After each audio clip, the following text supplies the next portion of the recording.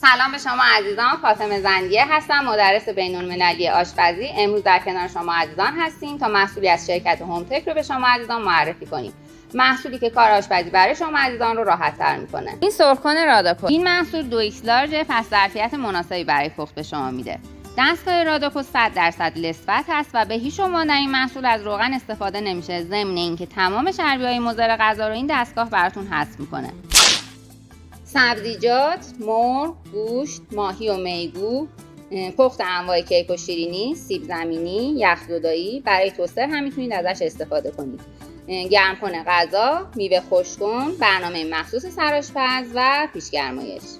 این محصول 101 نوع پخت اتومات داره و از راه دور با اپلیکیشن الکسا میشه کنترلش کرد. بریم که با هم پخت یه غذای خوشمزه رو با این دستگاه تست کنیم.